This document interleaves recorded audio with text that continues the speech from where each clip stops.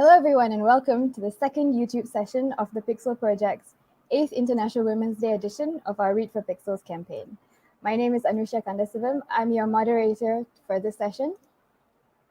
Through Read for Pixels, the Pixel Project is collaborating with 11 award-winning and best-selling writers to raise awareness about violence against women and to raise funds for the Pixel Project to keep our efforts to end violence against women alive and kicking. I'll be telling you more about the Read for Pixels fundraiser, which has lots and lots of exclusive author goodies a little bit later. But meanwhile, if you want to find out more about the Pixel Project, do go to our website, thepixelproject.net. Okay, so we have an amazing guest today for today's Read for Pixels discussion and Q&A session, the wonderful epic fantasy author Brian McClellan. Here we go.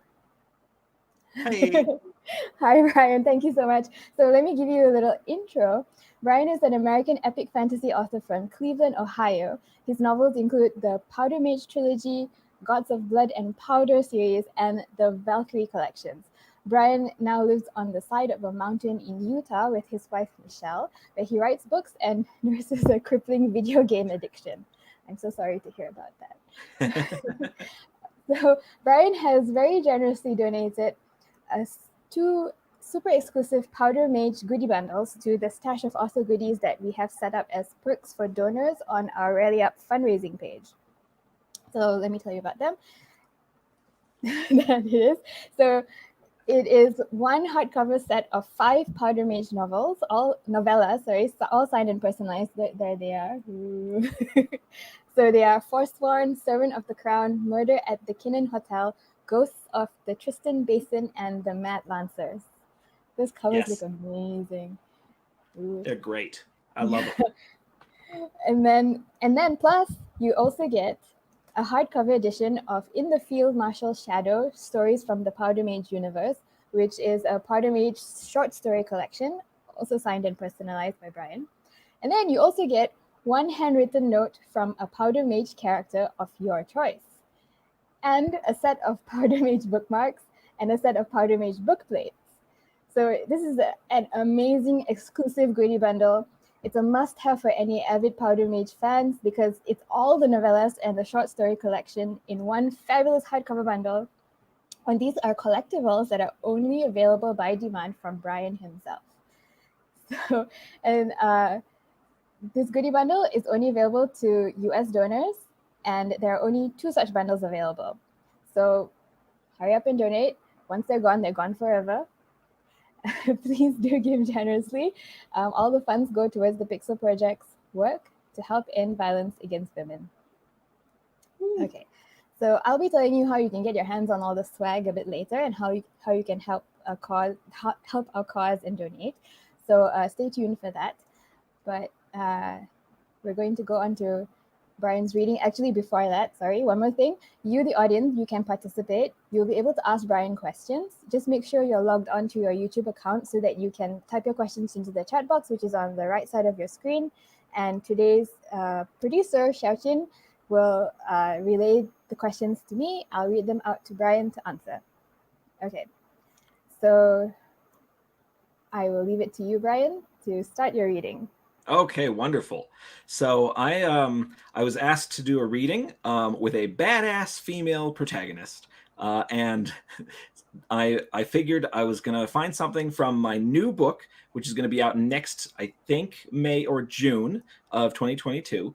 But this is gonna be my first time reading aloud from this new book, so I'm slightly nervous. But this is the introduction of one of my point of view characters, Cassandra Vorsian. So bear with me while I actually, get the voice and everything down here. So this is chapter 4 of In the Shadow of Lightning.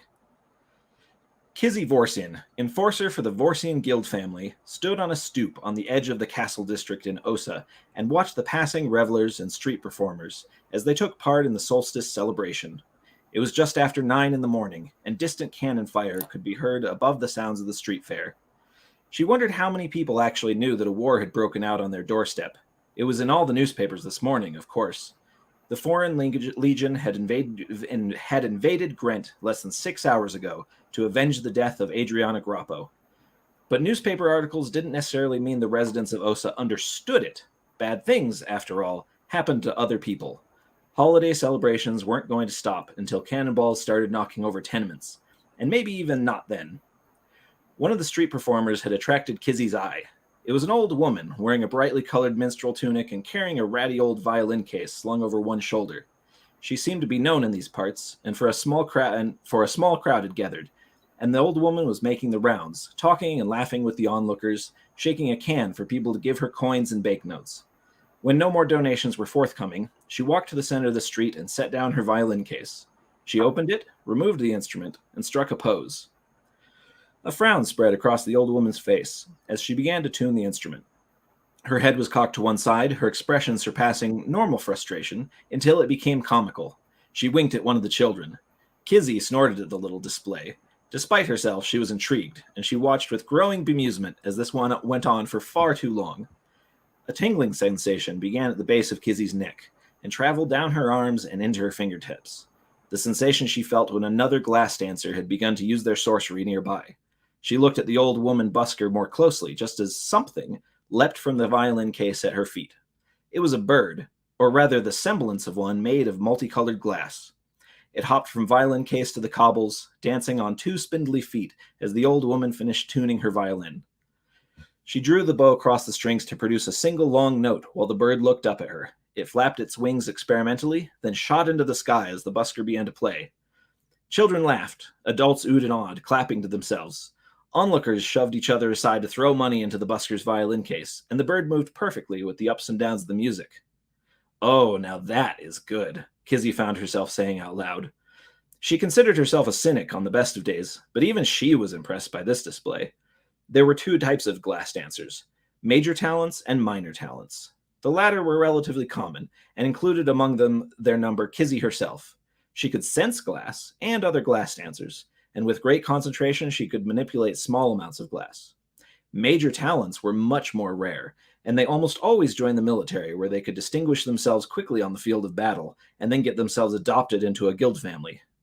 Major talents were respected and feared, and they took themselves and their power very seriously. But this woman? Somehow she'd slipped through the norms, and was entertaining people on the street, and she seemed to love it. "If only we could all defy expectations," Kizzy muttered under her breath. She watched the performance for several minutes before her joy disappeared, and she forced herself to look from the busker and focus on the job at hand. The job was a small warehouse located across the street and half a block down from the glass dancer busker. It was a nondescript little place next to the door to a big stables. Most people wouldn't give it a second glance. Kizzy, on the other hand, had spent the last 2 weeks tracking a stolen shipment of cinder sand to this very place. There was a young woman lounging outside the warehouse, wearing a laborer's heavy winter tunic, a blunderbuss slung casually over one shoulder. The woman's head was craned to watch the glass dancer busker, yawning occasionally, her mind clearly elsewhere. The problem with gangs, Kizzy had long ago decided, was that they attracted the stupid, the talentless, and the lazy. If they weren't good enough to make it as a guild family enforcer, or to join the National Guard, what business did they have as a lookout for ill-gotten goods? Kizzy pushed away from her stoop and wandered slowly down the street, passing the warehouse and its lookout before stepping inside the stable next door to find a pair of middle-aged men loitering near the door, both with their pinkies marked by a light blue client paint that showed that they served, and were protected by, the Vorsian. "You the Teamsters I asked for?" Kizzy asked. She showed them her Silic symbol, the Vorsian inverted triangle with a setting sun over the desert. Her symbol was much smaller than a proper guild family member. She was only a bastard, after all, but it tended to elicit the proper amount of respect. One of them nodded, glancing into the street nervously. "I hope this job is going to go fast. I heard the Castle Hill Garroters are dangerous." His companion nodded eagerly. "The Castle Hill Garroters are a wannabe guild family that can't figure out how to safely sell the cinder stand they stole from a Vorsian riverboat," Kizzy replied. She tried to keep the irritation out of her voice. "It didn't used to be like this. She used to have status and regard. She used to be in charge of an entire National Guard watchhouse, wining and dining powerful Vorsian clients. Now she was relegated to tracking down thieves." "Shouldn't we come back when things are less crowded?" the other asked. "It's Castle Hill. It's always crowded. Besides, they'd expect us to hit them at night. Now bring your cart and horse around." Without waiting for an answer, Kizzy emerged from the stable. She hugged the wall, walking slowly and casually, approaching the lookout from the left. She cast her sorceress senses ahead of her, getting a feel for what she was facing, only to discover that the lookout wasn't even wearing forge glass. The poor woman didn't even know that she was there until Kizzy had a stiletto pressed against her side. The lookout inhaled sharply. "You have a choice," Kizzy said pleasantly. "Scream, and I will perforate your lungs. Or you can answer my questions and continue to breathe. Nod if you choose the second one." The lookout swallowed hard and nodded. "Who are you?" Kizzy lifted her right hand to show the sigil, while keeping her left, along with the stiletto, firmly placed against the lookout. "Glass damn," the woman swore. "Iasmos said the Vorsian couldn't track us." Iasmos was a petty crook, the self-styled head of the Castle Hill Garroters. "Iasmos is an idiot," Kizzy said. "How many are inside?" Just Iasmos and the girls." "Define girls." When the lookout didn't respond quickly enough, Kizzy gave her a little poke with the stiletto. "Ah! His sisters, Dory and Figgis." "And that's it?" "Yes." "What kind of godglass do they have?" There was enough stolen goods in the warehouse that Kizzy was having trouble sorting them out with all of her sorcerer's senses. "All three of them have forge glass. Iasmos wears wit glass, but I think it's been spent for months." "All right, slide that blunderbuss off your shoulder. Good. Now tell me what you learned from this little lesson." The lookout gave an eep sound as Kizzy poked with the stiletto again. "Not to steal from the Vorsian." "Wow, I'm surprised you actually picked up on that. Now get the piss out of here. I'm going to pretend like I never saw your face." The lookout did as instructed, hurrying down the street without looking back. Kizzy waited long enough to be sure she hadn't doubled back before heading around to the narrow alley next to the warehouse. She tossed the blunderbuss in the mud and removed a pair of godglass earrings from her pocket. The earrings were expertly braided, 3 wire-thin godglasses: wit glass, forge glass, and sight glass, wound together into one powerful piece. They were by far the most expensive items she owned, and she held them up to the light to see just how much sorcery they had left in them. The color had leaked out of perhaps half of the wires, like a partially filled wine glass. If she rationed herself, she would get another 5 months of use out of them. She slid the hooked ends into the piercings on either ear, listening to the hum of sorcery and feeling more alive from it. Kizzy was not, by nature, a violent person. Even discounting her minor talent as a glass dancer, she could be dangerous. That was a prerequisite to being a guild family enforcer, after all. But violence always seemed like the last resort of morons. A bit of careful planning, some bribery and blackmail, maybe a good old-fashioned investigation. Those were her usual tools. Unfortunately for her, cleaning out an upstart gang did not require a lot of subtlety.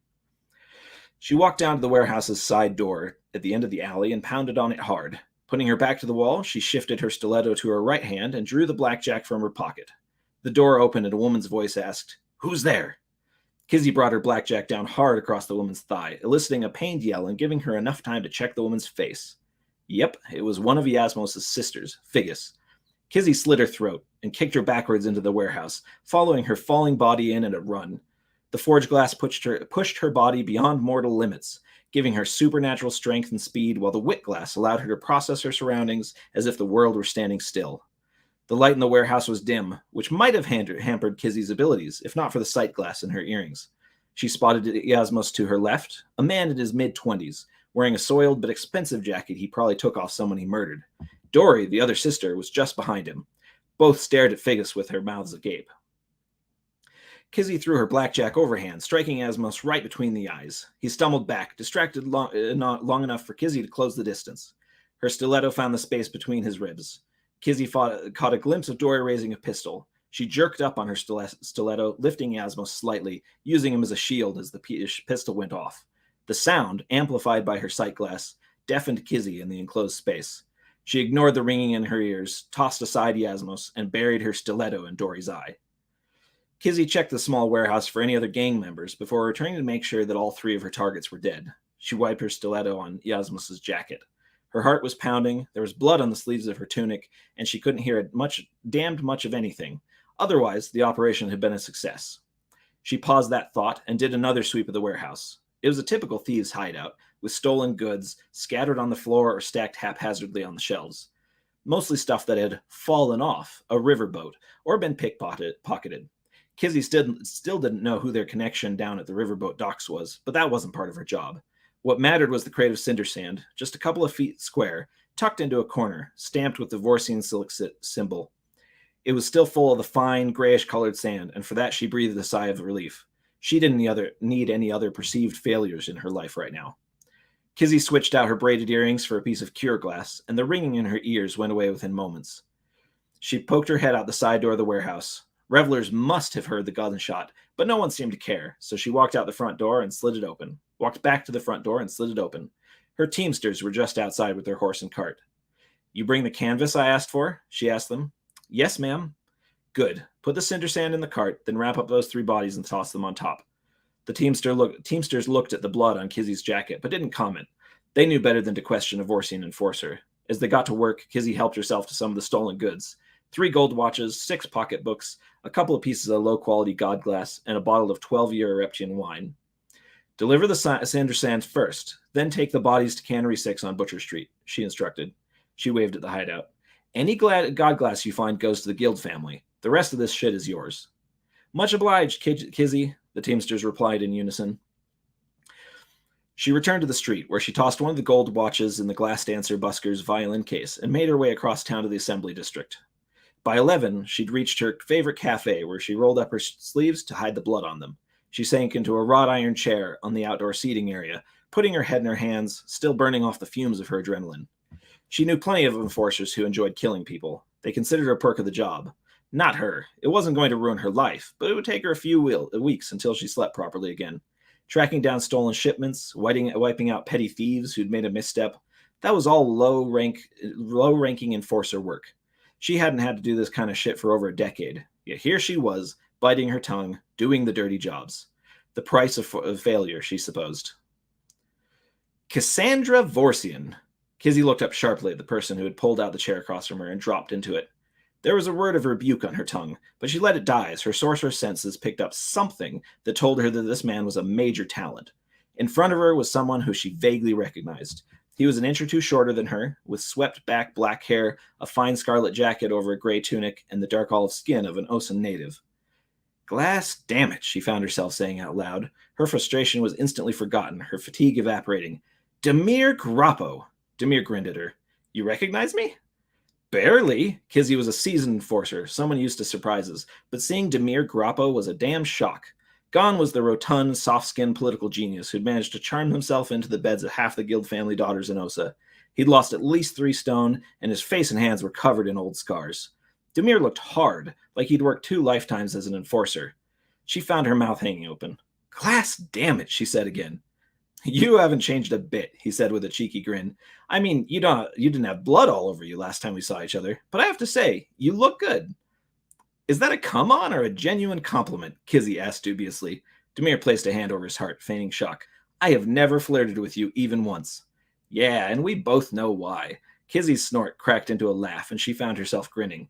She'd been short on friends of late. Seeing Demir was a genuine, if unexpected, pleasure. "What happened to you? I mean, I know the rumors, but you... She found herself trailing off, her pleasure turning to awkwardness as she tried to figure out what to say to someone who'd sacked a city and then disappeared after a mental breakdown. She mentally checked herself, remembering that she was just an enforcer, and he was high above her station in several ways. Would he forgive the impropriety of a childhood friend? To her relief, his grin remained. "Moved to Marn," Demir said. "Married a princess, fought pirates on the high seas, founded a new religion. Now I'm back in Osa looking for followers." Kizzy squinted at Demir, wondering how much of that was actually true. With him, it damn well might be. "Oh, your mother! I'm so sorry. You know how much I looked up to her." Demir's smile wavered, but did not disappear. "Thank you. Tea? Coffee?" "Coffee." Demir gestured over a waiter and ordered. "I'm going to apologize in advance and skip any more pleasantries. I've got a very busy day ahead of me. I want to offer you a job." "I have a job," Kizzy said, blinking at Demir in confusion. She had 1,000 questions she wanted to ask. Last time they spoke, Demir was still the very popular governor of an Osen province. So much had changed. "You're out of favor, Kizzy." Kizzy found herself suddenly on the back foot, surprised that he was talking about her instead of himself. "You don't have to tell me that." "And I've asked your brother to lend me your services." He agreed. "Which brother? Capric?" Kizzy rolled her eyes. Capric wasn't the worst of her half-siblings, but he wasn't the best either. Their relationship had always been pure business. Lending out one of their enforcers to a family friend without actually asking the enforcer in question, was typical of his behavior. So, is this one of those things that I don't have a choice? Demir shrugged. I'm not like that. I'll tell you the job. If you don't want it, I'll tell Capric and that I changed my mind. If you do want it, I pay well, and I'm a good friend to have. Kizzy chewed on the inside of her cheek, and as the waiter set their coffees in front of them. Was he a good friend to have? Adriana dead, Demir gone for these past 9 years? Being lent out to the Grappa wasn't exactly high society stuff. On the other hand, he was a guild family patriarch now, and even if he wasn't, he still commanded the respect of any major talent glass dancer. Of course you'd hear him out. I didn't even know you were back in town. I've been home for less than 24 hours. He tapped his finger on the table impatiently. Well, lay it out, she said. What do you know about my mother's death? Kizzy shook her head. Only what I read in the papers. There have been rumors for the last 2 weeks, but the news only broke this morning. She was assassinated on the steps of the assembly by Grant agents. 6 people killed my mother. Only 1 was caught. I want you to find the other 5. Oh. Kizzy leaned back in her seat, setting down the coffee she'd been about to sip. That was a very different story than what the newspapers outlined. The other 5 weren't Grant agents? I don't know. The apprehended killer seemed to think so, but that's the thing about shackle glass. It only provides the truth as the wearer knows it.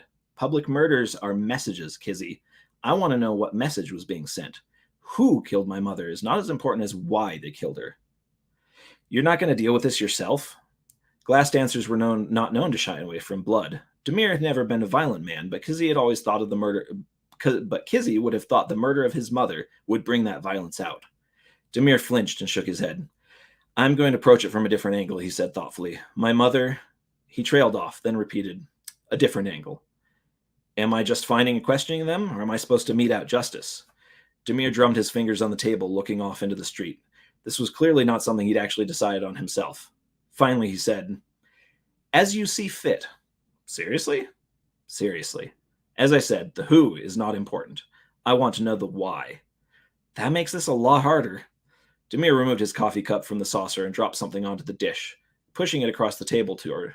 It was a piece of horseshoe-shaped light green god glass, about the size of Kizzy's pinky finger, with one end of the horseshoe tapered and hooked to go into a piercing. Shackle glass, she said in surprise. Shackle glass was illegal by use for civilians, but you could get it if you were rich or connected enough. She hadn't seen a piece in person for years. I want confessions, Demir said. Kizzy looked carefully into Demir's eyes. There was an edge to him that hadn't been there in his youth, a hardness that mirrored the changes to his appearances. Perhaps he had already become a violent man. He was a glass dancer, after all. Was he going after something bigger than the killers themselves? Perhaps the hands that swung the cudgels were merely loose ends. Does Capric know what you're borrowing me for? He does not. Demir sipped his coffee, studying her right back over the lip of the cup. I told him I needed extra security around the hotel. But why me? Demir raised an eyebrow as if the answer was obvious. Because you have a hard-earned reputation for being the only honest enforcer in Osa. You put in personal integrity above your loyalty to the Vorsian. I'm out of favor for exactly that reason, Kizzy snorted. And I like that. We were also childhood friends. I could use a friend right now. So, will you take the job? The phrase echoed something that had gone through Kizzy's head just moments ago, lowering her guard. She should say no. A murdered assemblywoman was something for the Cinders to deal with, not a lone enforcer. But it sounded like the Cinders had already moved on. The Grant were the fall guys, and Demir didn't accept that explanation. You might not like the answers I dig up, she offered. I'm prepared for that eventuality. One last question. Ask anything. Is Montego going to be involved in this? Demir hesitated just a moment too long. He's been summoned. I have no idea when he will arrive. Are the two of you still estranged? Interesting choice of words, Kizzy replied with a tired chuckle. We haven't spoken in 15 years.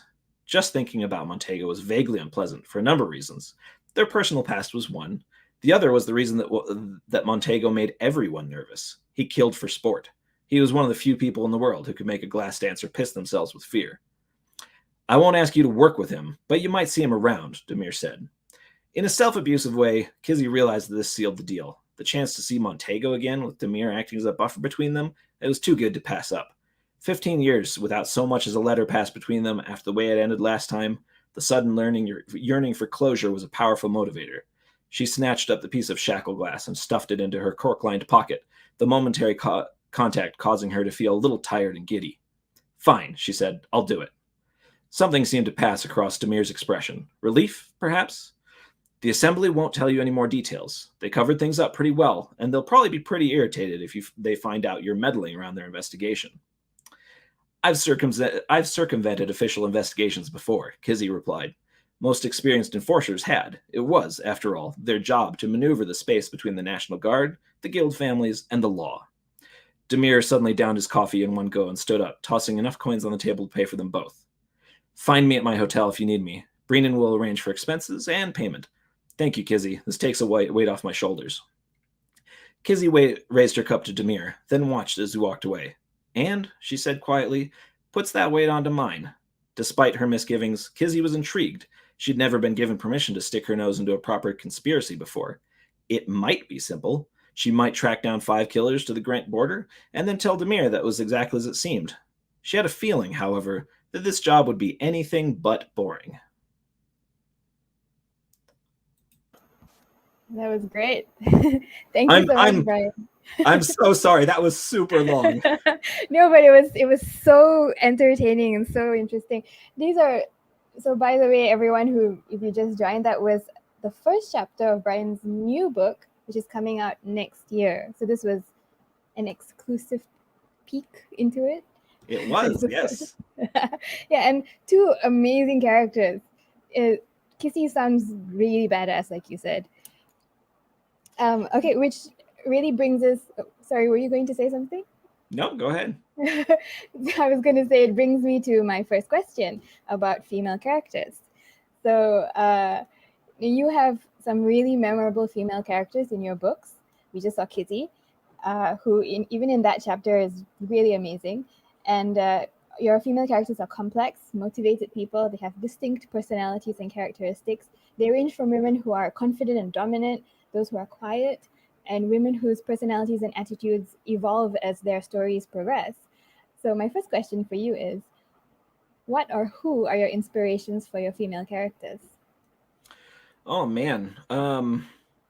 You know, it's weird because I generally don't take real world inspiration for particular characters. I'll do it for kind of like vague ideas of characters. Like Tomas in the Powder Mage trilogy is a good example of an idea of a character that I wanted somebody that felt a little like Napoleon and kind of those generals from that era. People that are arrogant and brilliant and have lots of failings, but also are at the very top of society and interesting things like that.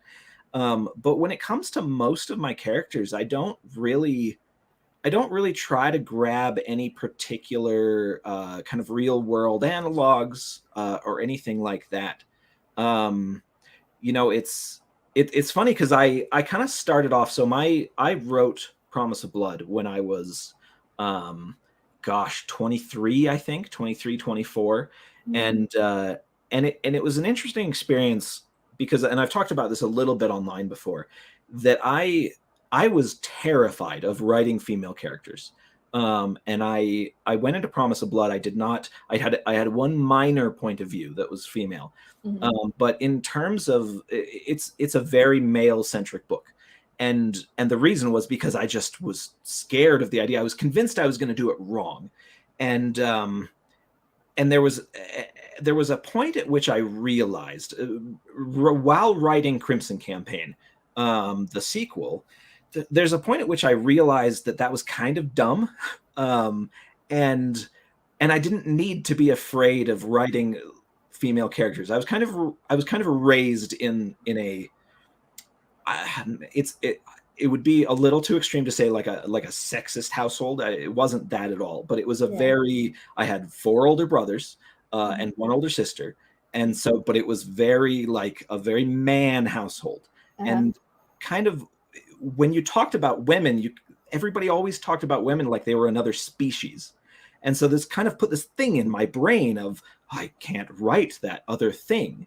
And while I was writing Crimson Campaign, and I was kind of starting to read the feedback of Promise of Blood and a lot of the early reviews, many of which pointed out that there were not a lot of female characters.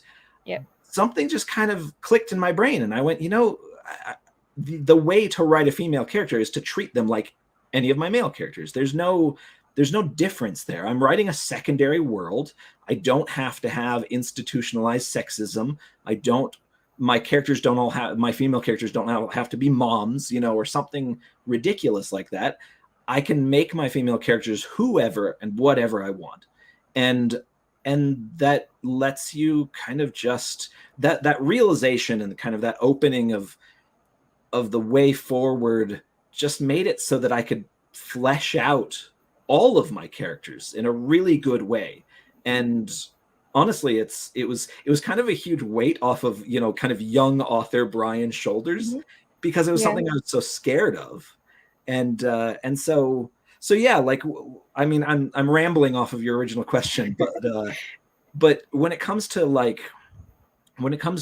influence, it's not really any different than how I write any of my characters, which is that I will pick traits off of characters I like, people, real life characters or real life people, or versus, even just fictional characters. I'll pick traits that I like and I will combine them into a new character. And, it doesn't matter what the original character's gender was. It'll create something cool. Because like the character of Olam, for instance, is a bit of Riza Hawkeye from Full Metal Alchemist Brotherhood. And, so, it's just like I find a character I think is cool and then do what I need to do with them for the narrative. Yeah, that's pretty cool. And don't worry about, you're not rambling, because you've actually answered a few of my questions while you said all that. I just want to, before I get on to my next question, there's just a funny comment from the audience. Yeah, okay, that's a totally valid comment. So I'm the youngest of 6 by a long ways. My next oldest sibling is 6 years older than me. So my older sister is, I think, 15 years older than me. So she kind of was a little bit of a mom figure to me, which is, a little bit, which is kind of normal in like big households like that, where the oldest siblings, especially the women, end up having to help raise the kids. And since I was so young, I was a little kid still. That's kind of how it ended up. And she's I've always had a fantastic relationship with her. But yes, yeah, my sister, she had to kind of grow up in that household, and it was rough for her in a lot of ways. Okay. So, going back to my questions. So you said the way you wrote female characters is just to take a characteristic and just put it into the character, and it just becomes amazing. Do you have any other tips for male authors with regards to writing complex and compelling female characters, or tips about writing gender parity into fantasy worlds? With gender parity, like I did during kind of that little journey that I outlined a little bit, I kind of realized that I wanted the Powder Mage universe to have gender parity. There was no reason for it to not, especially with the presence of powerful magics. I feel like that levels the playing field significantly.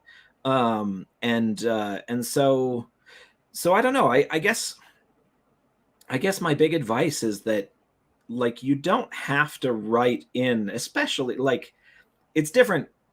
Like, I don't know. Okay, so it's different depending on what you're writing. Like, if you're writing historical fiction, you need to know your facts, and you need to know how people behaved and acted and the way people thought and all that stuff. But if you're writing secondary world, fantasy, science fiction, that kind of stuff, you do not need to stick with whatever you think, like, the norms are for our own world. You can do whatever you want.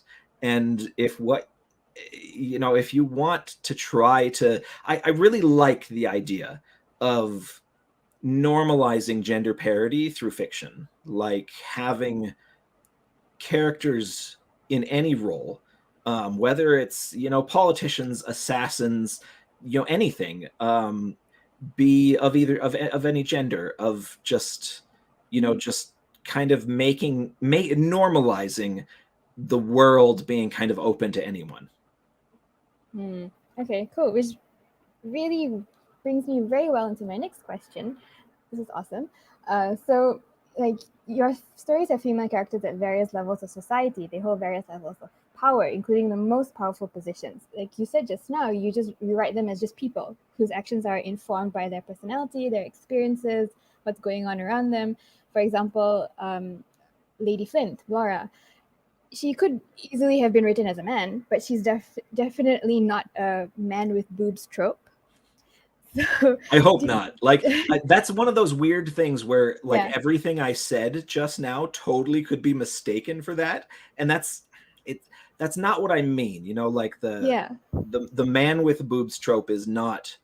It's and honestly, it's not something I've spent a ton of time thinking about. But I do think that it needs to be. It you don't just write your female characters like, you know, like just, Yeah. you know, literally filing off the serial numbers of Yeah. whatever, you know, brawny dude character you had been writing. But You know, don't do that. how do you actively avoid these stereotypes and tropes, and how to give them agency while showing them still dealing with the world around them, including situations that might involve sexism or misogyny or violence against women? You know, I'm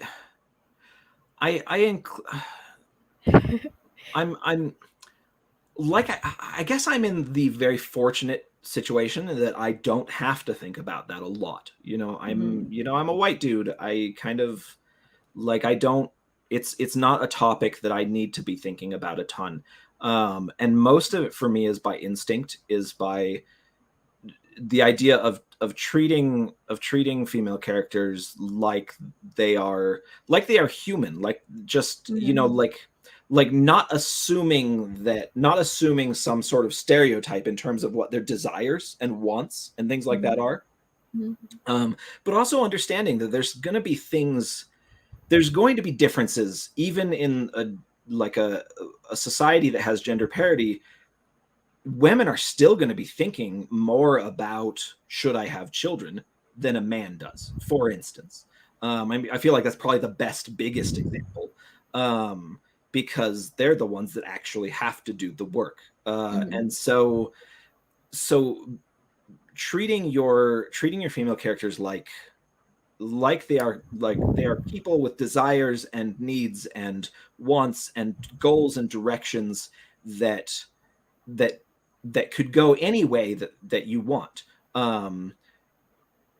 Doing that while also just keeping in mind the challenges that they could run into, regardless of how great the society is, in those senses. I think that's really important. So you do think that normalizing these kinds of characters and the experiences they have away from sexist genre tropes that we are used to seeing in traditional epic fantasy, can they affect how people see the real world? Well, like, I think so. I mean, it may be overt, you know, like I've read things before about, you know, the kind of the power of putting, you know, like, putting people of color in Star Trek, you know, like the power of putting of kids especially, but just young people or anyone, to be honest, reading or watching characters that look and act like them, seeing those characters be in standard media. I think even I like, I don't have the PhD to argue a point on that, but I think that psychologically normalizing that kind of stuff is at the very basis of levels is I think it's healthy. I think that it's going to creep into the brain of the people that are, you know, viewing, reading, whatever of that media. Yeah. Yeah, yeah, I think you're right too. I mean, I don't have a PhD, as you said, but it's very powerful to see someone in on screen, for example, who you relate to, and you think I could be that. I could be a NASA scientist because there's someone there who looks like me, Yeah. right? So yeah, I think it does work. Um, so going back to, so I mentioned Lady Flint just now, and I've read some reviews and comments saying that Vlora is not a very likable character in the Powder Mage trilogy, but her mistakes and her actions are actually not surprising for someone who goes through what she does. Mm-hmm. When you write your books, do you ever feel pressured by cultural and social expectations to make your female characters relatable and likable? Man, you know, that's another one of those things that I think I'm fortunate in that I've never really had to think about it. Because I'm in that position where I can just kind of say, you know, I don't care if you like them. I'm going to make you understand them. Which I think is what you do with characters. Is that see, I think the Vlora has been likable the whole time, but I'm also the author, and I know like all of the various mechanisms of of why and how she became the person she did, and what she did, and why she did it, and all that stuff. And so I guess because I when I announced that the sequel trilogy was going to have Vlora as a point of view character, I got quite a lot of hate. I got a lot of messages from people saying, "Oh, I hated Vlora. She sucked. She was the worst." And the thing was, is So in my awesome. head, yeah, in my head, she never was bad. She was awesome. Yeah. She was like a badass 20-year-old that had to kind of grow up in a military household. And deal with lots of like crazy shit with her adopted father and his enemies and all this stuff. And so when I was kind of finishing up the first trilogy, and I had decided on her being a point of view character in the second trilogy, and I was thinking about all that stuff, I don't think I ever even I don't think I ever hesitated, because each time somebody sent me a message saying, "Oh, they don't like that," I guess it just kind of redoubled my dedication to being like, okay, you know what? Screw you. I'm gonna make sure you get her by the end of the first book of the series of the next trilogy. Like, I want to show who she is, and I think that's important with any character. Yeah, you're right. Yeah, and she turned out awesome. Um, so, so many fantasy authors, especially male authors, still stumble when it comes to passing the Bechdel test, where female characters have conversations about topics other than men. So, what do you think? Why do you think many SFF authors still have trouble writing stories that pass the Bechdel test, despite the fact that there are many more things that women talk about other than men? I my instinct is to be generous about that, and in the way of that they don't think about it. And I don't want that to sound like an excuse. I mean, it is an excuse, but I don't want that to sound like I'm passing it off and saying, "Oh, it's fine." But I think that if we're being generous, that a lot of authors just don't consider it, and like I talked about a little bit about kind of just being raised in a very male centric household, and so I have some sympathy to the oh yeah, my heroes should all be men, and all their buddies are men, and their enemies are probably men too. And so there's just kind of there's a cascade that happens in your brain, and then suddenly it's your book is out, and then oh wow, yeah, I don't have very many female characters, do I? And I'm sure that there are some male writers that do it on purpose, and they suck, because crap. But I want, my instinct is to be generous and say it's one of those, it's a holdover from kind of just a very kind of a Tolkien-esque, like, oh, men go on the adventures kind of thing. And I don't know, I like to work on bucking that trend in my own brain, and I hope that other authors do too. Yeah. What can you suggest for male writers who want to write female conversations, relationships, and friendships realistically? Ooh, man. I feel like I'm like the worst person to give advice on these things. Okay. Well, what have you done?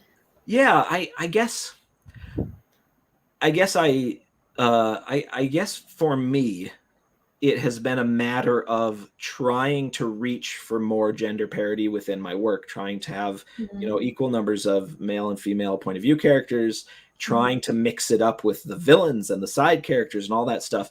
And I think that take an active once you actively work on that, that it'll kind of come naturally, because once you have enough characters that are female, you're not going to be running into the problem of everyone's only talking about dudes. Um, Yeah. and it's just kind of a logic chain, where you're like, oh, well, if you fix this one thing at the beginning, you will start to see it kind of change along the way. At least that's how it worked for me. I don't know if that's going to work for anybody, but that's kind of that's kind of the effort, because I don't know, if I'm being totally honest, I don't know if I've ever really sat down and kind of skimmed through my books and said, all right, am I passing the Bechdel test here? Am I, Yeah. am I doing a better job? But I have very actively tried to include more female characters along the entire spectrum of types of character. And I think that has helped a lot. Yeah, I think that's a good start. You're right. Another comment from the chat box. There's a good discussion on like things that you said. So Xiaojin says, "Hey, it just struck me that Vlara was the only girl in the household too. I guess like an opposite of you, Brian." Yeah, yeah. So that's my sister's part. Yeah, yeah, it's true. Well, and Vlora didn't even have a mother figure in that household. Yeah, yeah, that's true. So it was just her. Yeah. Yeah. Okay, so we've been talking about women. Let's talk about men. So, epic fantasy is full of stereotypes and tropes, including the violent alpha male. So, while you have very powerful male characters, they're definitely well rounded and they actually have emotions. So, Ben Steig comes to mind as someone who could have easily been a mindless killing machine, but he isn't. So, especially in the second series. So, do you think reframing how stories describe men away from hostile and toxic stereotypes towards complexity and even vulnerability can be one of the ways SFF writers can break away from toxic tropes that promote toxic masculinity and the dehumanization of women? Yeah, I think so. So with Ben Steik, he's my favorite character from that trilogy, and he spends the entire second book realizing that maybe he wasn't the hero he thought he was. Mm. And I feel like, I don't know, it was a really fun and interesting exploration character wise, because he's a massive, almost 7 foot tall killing machine, Yep. with this massive legend around him. He's almost a mythical figure in his own lifetime, and it was really interesting deconstructing that. Um, and yeah, I think that I don't know. I do the toxic masculinity is one of those things that I think about occasionally, because it's so to me it feels so dumb, in terms of, I'm going to try to phrase this in a way that is not like going to be mistaken, but toxic masculinity harms men deeply as well. And Yeah. that's one of the things about it that makes it so crazy to me. Why it feel like, in terms of the idea that it is so accepted, and kind of the manly, kind of the manly redneck stereotype kind of thing is such like a Mm-hmm. it's such like a hallmark of this country almost. Mm-hmm. And it's so damaging to everyone. Mm-hmm. And that's what kind of blows my mind about it, is that you would that I don't think most guys in who are in the situation of being raised and eventually perpetuating toxic masculinity, I don't think that they ever think of themselves as the bad guy. uh Yeah. I think they always think that everything is right in the world, and that kind of confidence is part of toxic masculinity. The lack of self-reflection, and kind of that just, oh yeah, this is how it's supposed to be, without ever considering that maybe you suck. And I don't know.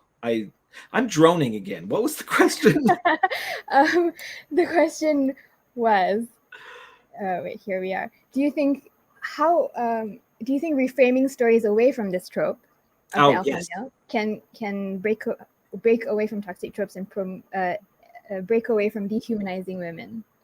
I think so. I think that it comes back to the same thing I had been talking about before, whereas once you start kind of changing the architecture of the entertainment that we all consume, I think that maybe not in massive ways. I don't know if it's going to start a revolution or anything, but I think that in small ways, changing that architecture will start to change the architecture of the world that we live in. I mean, and maybe I'm being naive when I say that, but I think that that's the case, and I think that having more male characters that are self-reflective, that do have mental health issues, that do have that do struggle with things openly, that especially like in the US, you kind of that is often kind of like poo-pooed and waved off, and like kind of, oh, you're a pansy if you want to talk about your feelings, that kind of stuff. I think that fighting that with kind of that low-key change to our narrative architecture, maybe that helps. Maybe that kind of helps reframe the way kind of kids think about themselves and their peers as they grow up, because I mean that's the formative time. That's when you kind of create your opinions about the world. I was very fortunate that I had very very good family and very good friends that all kind of grew and changed in really good ways, and kind of helped me, because I come from the Midwest. I'm from Ohio. I could have very easily fallen into that trap, and I feel very fortunate that I didn't. And there's sometimes I feel like I missed it by a hair, and that kind of scares me. Well, I think it's pretty cool that you can be introspective and realize that, not a lot of people even have that.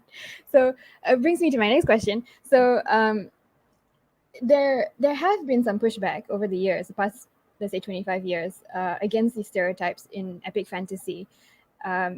Do you think this pushback is just a trend, or do you think it's a bellwether of the changes in society that are happening as societies and cultures worldwide start dealing with the damage that absolute male privilege has done to the world? I mean, I hope that it's like I get, when you say trend, I assume you mean that it's just a temporary thing, and I hope it is not. I can't speak to what's going to happen in the future. We're seeing a lot of that in the conservative elements in the US and across the world. A lot of pushback against kind of kind of that parody, and it's it's disturbing, but also I don't know. I think that things are. I try to be as optimistic as I can, with everything, and I think that things are changing for the better. And again, I hope I'm not being naive in saying that. Yeah, I think you're right about the pushback as well. I guess it's always a push and pull between these two sides, if you can call them sides. Yeah. Do you think eventually this violent alpha male type character would phase out of SFF, not just books, but any kind of fiction, as cultures worldwide start kicking out toxic masculinity? Or do you think it's one of the stereotypes that would stick around for much longer than expected? And should it? Man, that's tough, because I mean, I think it's probably going to stick around for a long time. Like, I'm guilty as anyone of going to see the new James Bond movie, even though James Bond is like the best example. Like, so yeah, it's entertainment, I suppose. Right. Like, it's hard to decouple yourself from the things that you grew up enjoying and finding normal, and so I don't know. I kind of think it will stick around, but I think that we're going to see more variety, so it's so that style of character is going to take up much less of our entertainment space than it had in the past. Do you think I kind of, that's what I'm hoping the trend is going to look like. Yeah. Do you think it's worth the character sticking around just to show it as a contrast to what how men really should act, or should be, how the world really should be? I mean, yeah, like that character, that style character is, and that style character has been also the villain in things Yeah. for decades. Yeah. And I think that I think that maybe we'll see more of of it being relegated to the villain or the gray character, um, rather than necessarily the always right hero. But who knows? I don't know. It's one of those changes that's going to probably be pretty slow. But I already feel like we're getting some more interesting changes in that. Yeah. And like we had great reception to the Black Widow film, and Yes. which was kind of fantastic. There's plenty of criticisms you could kind of level at that film, but like Yes. you like showing kind of like her father figure as such a damaged, messed up dude was actually, it was a little heartbreaking in some ways. But it kind of, I felt like that almost showed more of the consequences of that type Yeah. of manly man sort of society. Yeah. um Exactly. and yeah, like I don't know, I think that we're going to get more of a variety in terms of, like I said, like that character will take up less of our space. Yeah. Okay. Cool. I hope so too. All right. So before I go on to my next question, we have a question from the audience that I'm just gonna ask right now. So Misty306, hi Misty, asks, when can we expect the next book in the Valkyrie collection? Oh man. Okay, so this whole lockdown during COVID, it burnt me out like Yeah, crazy. um understand. I have been planning the third Valkyrie collections and a new Powder Mage novella. I've been planning both of those for like 18 months or something like that, since probably around the time COVID started. And my new book, the In the Shadow of Lightning, that I read from earlier, that it was the hardest book I've ever written, because I wrote most of it during lockdown, and I did 3 almost entire drafts, which I've never done before in my writing. And so I'm so far behind in all the projects that I want to be working on, and I need to get going on book 2 because I've got a release date now. So I'm really, really hoping that I'll still get to it before the end of summer. But I feel like I'm in a position where I can't promise anything because my own schedule has been so screwed up. Yeah. And it's, like I turned that book in mid-June, and I've just taken this time since then like off. I'm still doing all of my admin, and I started a podcast because you got to have a creative outlet somewhere. Yeah. But just in terms of writing, I still feel a little bit like a shell. But I'm hoping I'll kind of get back on that bandwagon very soon. Okay. I feel bad now because I feel like we stressed you out with this No, not question. at all. Okay. Well, are you one of those people who, like, you're in the middle of doing something, you're in the middle of writing your novel, and then you think, oh, I should do this, and then you just go and do something else? You know what? I've done it before, and my Yeah. editor knows that I've done it before, and so she kind of cracks the whip a little bit. Just not in a weird way. She just kind of like occasionally she'll email me and be like, "You're not working on anything different right now, are you?" I'll be like, "No, I'm not." No. And that's one of the reasons why I haven't gotten those 2 other projects out, is because because in the past I have been like, yeah, I'm burned out. I'm gonna switch over to this other project, and I worked on In the Shadow of Lightning for, gosh, 2.5 years straight without anything else going on, and it might have contributed to me burning out a bit, but yeah, it's something I've done before, and it annoys my editor, so I'm trying not to do it. All right. Okay. Well, take your time. Misty says, "I hear you. Take your time." So don't worry. We'll all wait for you. All right. So on to the next question. So I have a bunch of questions about stories. Stories are the are one of the most powerful ways of bringing about cultural change. And you write stories about war, soldiers, class struggles. There's violence, including some violence against women. There are soldiers and warrior cultures, plenty of gruesome things going on. How do you find a balance between showing the violence as an integral part of the story and giving the reader a realistic depiction of violence without being gratuitous? Yeah, that's a really good question. I don't I don't ever like there's that weird thing, and this is something that I think about a lot more now than I did kind of earlier in my career.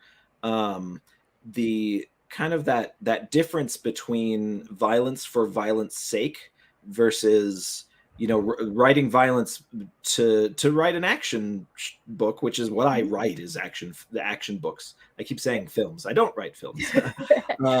I want How to say cool though if films. you could write an action film. Yeah. But like I just that's tough. And I think part of not glorifying violence is showing the cost of it, both physically and mentally. And that's something that I've been working on with the new series, is trying to be more conscious of showing kind of the psychological effects of everything that's going on in the book. And that's tough. And you still do have to simplify things. It's that thing, you have to do the same thing to people's minds that you do with people's bodies, where sometimes you fudge the healing, so that your characters can keep going on the plot. They don't have to go to, like the hospital for 2 years to recover, which in the real world they would. Yeah. But I think showing the cost is probably the best way to separate kind of an action book from a book that loves, that glorifies death and violence and all of that stuff. Okay. In your opinion, how do you think authors can strike a balance in their storytelling between raising awareness about violence against women while telling an engaging story without being pedantic or preachy? I think that I think that goes back again to the same, what I just said was just cost. Showing everything, showing that when actions have consequences, because so often in fiction, actions don't have consequences, and I'm sure that I'm guilty of that in parts of my books. But trying to show that all of these things happening will have a cost at the end. I think that really helps with that sort of thing, and just kind of, it separates you from the pack a little bit. And there was kind of a conscious decision I made, because in the first Powder Mage trilogy, there's a few instances of violence against women, and I realized at some point while I was finishing up Autumn Republic that it made me wildly uncomfortable, and it felt cheap for a plot device. And I think that was the last time I've had a scene like that. And I'm just not really interested in writing that sort of kind of psychological torture porn kind of thing. Yeah. And it just, I don't know, it's that was kind of that was a change I kind of decided to do for myself. And somebody's going to come up with an example that I am not following my own rule now, but that's what I try to kind of be like, what, this doesn't need to be a part of my fiction. And I don't know whether I don't know if that maybe that's dodging the question, in terms of me just kind of saying, yeah, I'm gonna just not have that a thing, but it's that. But do you think there's a difference between not putting it on the page, but showing that it still happens and that there are consequences to it? Yeah, and it's hard, and there's a lot of debate around the idea of, should fantasy be realistic? Because let's be totally real, like, rape is a weapon of war that has been used since the dawn of mankind. And so there's the argument of, okay, then if that is true, which it is, then should it be part of fiction books? Story, yeah. And I remember around the time I made this decision, I think I read an article that was talking about Game of Thrones, and it basically said, why should it? You know, yes, it's real. It's a real world thing. You are not writing in a real world. Why do we need to talk about it? Why do we need to bring it into the fiction? And that kind of just struck a chord for me, and I went, yeah, you know, that's right. Yeah, it just doesn't. I don't need to make it a part of my world, and I don't know. That's kind of how I feel now. Okay. Yeah. Okay. That's reasonable. Yeah. But do you think that it's important for influential authors such as yourself, who are read all over the world, to make a conscious effort to include characters in your stories that show readers the importance of respecting women as equals and as human beings? Oh yeah, definitely. Like that's like, well, that ties back to what we talked about earlier with just kind of like creating a world in which gender parity is a thing, that it's not a question. I think that what that does, because there's two ways you can do that. I mean, there's probably a lot more than that, but you know, there's two ways you can do that. One is by having a world that is more like ours, but then showing characters consciously being respectful and changing the way they behave and things like that. Then kind of what I have tried to do is the other way of just creating a world in which it's not a question.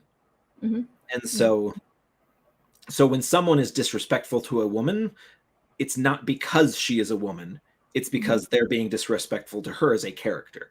And I think that I don't know, maybe that's too fine of a that's too fine of a difference, like it's such a small difference, but I think that is a good difference in terms of making the negative traits not be about whether someone is male or female, but just a character.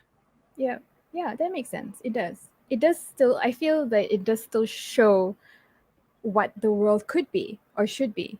You know. Yeah. All right. Cool.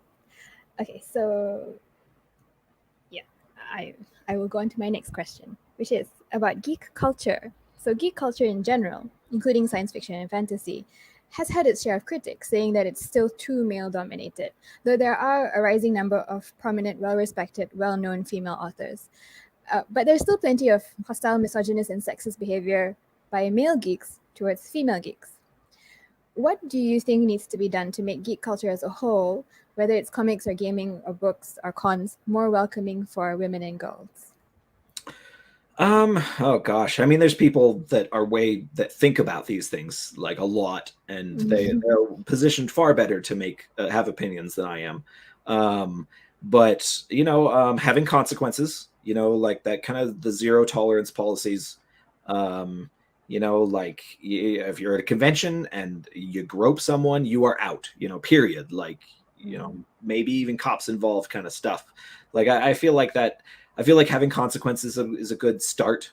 I don't know, fostering communities that are just kind of more friendly and more open and less insular. You know, there is a part of me that wants to be generous towards kind of like the male troglodyte sort of people we're talking about, in terms of that they probably were raised in a way that's similar to how I was raised, that just, you know, that's kind of just a mannish, they're from very, you know, manly households, and they're all of the people they looked up to when they were growing up kind of told them to behave in a certain way.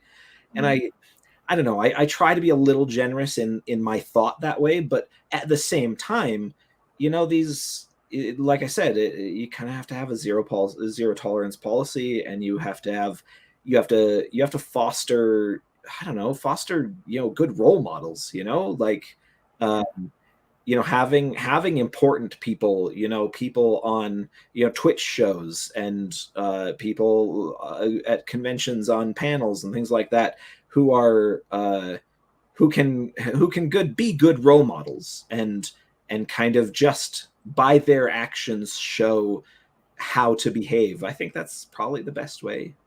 Yeah. All right, cool. Yeah. And yeah, I guess make spaces more, well, yeah, what you said, Brian. Yeah, just Yeah. making spaces more welcoming and more Yeah, more welcoming. less hostile, because Yeah. I think a lot of guys create hostile spaces by accident. And Yeah. sometimes it's on purpose, definitely, but I think a lot of guys will do it just by accident because it's the default, because a lot Yeah. of guys were raised where their game group has always been men, and it's a very mannish sort of thing to do, at least in their minds, at least. And Yeah. so that's just how they know things are. And people have a difficult time changing. That's just kind of Yeah. being human. But I think people are more willing to change when they see good role models, when they see accepting spaces, when they can grow to understand that it's okay to be different and it's okay to change things up. Yeah. Yes, I think you're right. All right. So we're actually at our last bunch of questions. Sounds We've good. been speaking for about an hour. Um, so you have been so incredibly supportive of our Read for Pixels campaign and our anti-violence against women work as a whole. So this is a bit of a Captain Obvious question, but we ask everyone this who comes on our live streams. Mhm. Why do you support the cause to end violence against women? And and what do you think authors can do to help with the cultural change needed to eradicate violence against women and girls? Yeah, I mean, I support it because it's a fantastic it's a fantastic initiative. It's the way I want the future to look. You know, I don't have children myself. I have a lot of nieces Mhm. and nephews, and I want everyone to kind of grow up in a world where they can all feel respected and like they know how to respect other people, which is I think something that we don't really teach enough. And so yeah, that's just it's the world I want to see, I suppose, is the answer. And in terms of how authors can help, I think it's probably a similar answer. Create the type of worlds that you would like to create, the type of heroes that you'd like to be heroes, and create maybe Yeah. kind of the worlds that you would like to see kind of our own world reflect someday, hopefully. Yeah. All right. That's a good answer. Okay. Cool. So that brings us to the end of our session, of our Q&A session. So I just want to say thank you, Brian, for answering all the questions. Of course. Really amazing answers, and thank you everybody for asking questions and for the discussion in the chat group. I'm going to put myself on screen. Hi, everyone. So before we wrap up, I'm going to tell everybody again about the amazing author goodies that Brian has donated, that we put up on our Rally Up fundraising page for all of you.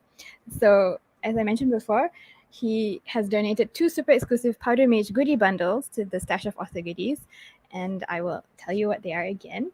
And yes, there they are. 5 hardcover Powder Mage novellas, all signed and personalized for you. They are Forsworn, Servant of the Crown, Murder at the Kinnan Hotel, Ghosts of the Tristan Basin, and Mad Lancers. And they are amazing. And plus, you get 1 hardcover edition of In the Field Marshal's Shadow, Stories from the Powder Mage Universe, which is a Powder Mage short story collection, also signed and personalized. Plus, 1 handwritten note from a Powder Mage character of your choice. Plus, 1 set of Powder Mage bookmarks and a set of Powder Mage book plates. So, once again, it's exclusive Powder Mage bundle because it contains all the Powder Mage novellas and the short story collection, and all of them are hardcover editions. They are collectibles only available by demand from Brian himself, and there are only 2 of these bundles available for US donors only. And besides that, we also have plenty more author goodies available from authors and publishers, including Arkady Martin, Sarah Rees-Brennan, Jeannie Lynn, Paul Tremblay, Sebastian de Castel, Orbit Books, and many more. And new goodies are actually going to be released every week throughout this September.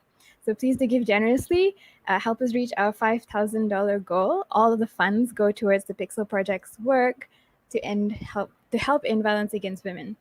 So these are all up on our Rally Up fundraising page. I'm just gonna see if I can share a little slide. Let's see. Here we go.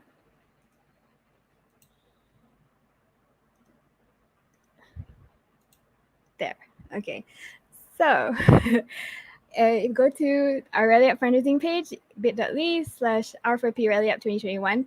Our producers are putting the links up in the chat box for you to click on. All the goodies are there. If you want to find out more about Read for Pixels, the Read for Pixels campaign schedule is up on our website as well. So that's bit.ly/Read for Pixels. Also, the link is going up.